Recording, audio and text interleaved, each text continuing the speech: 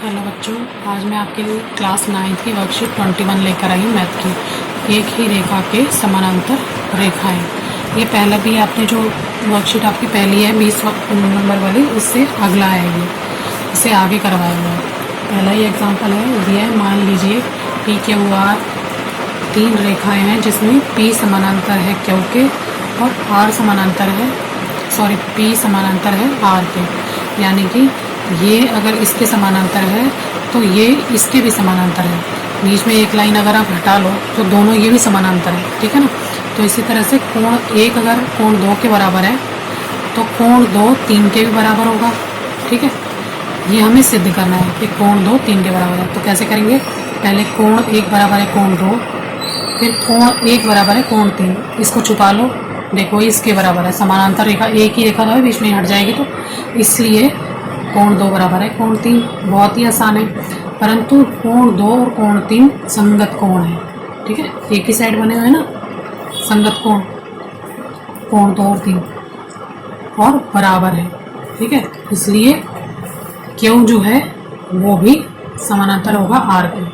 संगत कोण का विलोम, ये संगत कोण का विलोम है। इसलिए फर्स्ट क्वेश्चन आपकी वर्कशीट में दिया हुआ है, मैं इसको सिर्फ मैंने ऊपर की वो लाइनें लिखी हुई हैं, आप पूरा क्वेश्चन वर्कशीट में से उतार लेना। ए बी समानांतर है सी डी के, सी डी समानांतर है ई एफ के, और वाई अनुपात जेड बराबर है 3:7।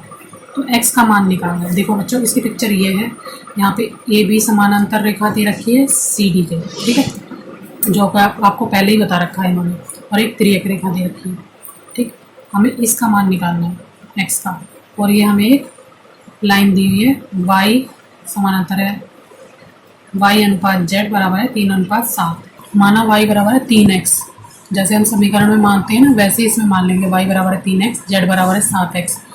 कोण 1 मैंने अभी आपको पिक्चर दिखाई थी ना, उसमें देख लेना। कोण 1 बराबर है z के, क्यों, एकांतर अंतः कोण, ठीक है। तो y और 1 दोनों कोणों को जमा करेंगे। कोण 1 जमा कोण y बराबर है 180, क्योंकि इनका जोड़ 180 होता है ना, सीधी रेखा का रेखीय युग्म है ये। y कोण z जमा कोण y बराबर है 180 के, जहाँ पे इसका मान है मैंने पहले ही रखा है ऊपर, जो z हमारा है वो 7 है और y हमारा 3x है। तो इसकी वैल्यू पुट कर देंगे, यानी कि y की जगह पे y के मान रख देंगे और z की जगह पे z का, और बराबर कर देंगे 180 है, क्योंकि इसका जोड़ 180 होता है।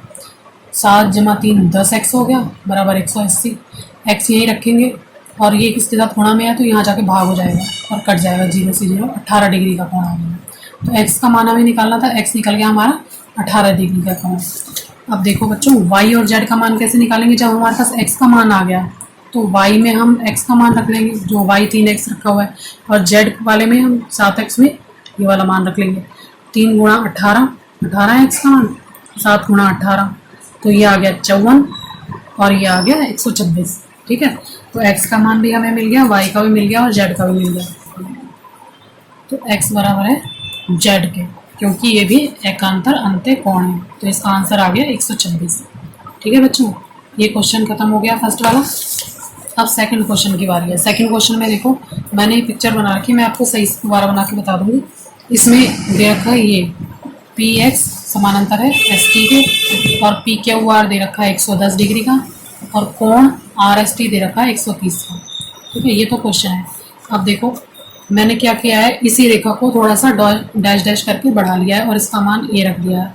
इसका नाम आप कुछ भी रख सकते हैं, मैं अभी आपको दूसरी पिक्चर साफ बता के बता दूंगी जो मैंने बना रखी है, अभी आप समझ लो, ठीक है। मैंने इसका नाम ए रखा है, तो पी कहाँ है, ये रहा पी ए, एक समानांतर रेखा है, ठीक है। इसके पी ए समानांतर है एस टी के, जिसे तिर्यक रेखा काटती है, तिर्यक रेखा ये रही, ठीक है। एस ओ, मैंने इसका नाम ओ रखा है, इसलिए एस बराबर है ओ, क्योंकि एकांतर कोण है, ठीक है। तो एस का मान मुझे दे रखा है यहाँ पे, ये रहा 130 डिग्री का। तो कोण ओ जमा कोण यू, देखो बच्चों आप अपने हिसाब से नाम रख सकते हो, इसका 1 2 3 4 भी रख सकते हो, जो आपको सहूलियत हो वो आप अपने हिसाब से नाम रख लेना। ओ जमा यू बराबर है 180, क्योंकि रेखीय युग्म में एक ही लाइन पे बने हुए हैं, ठीक है।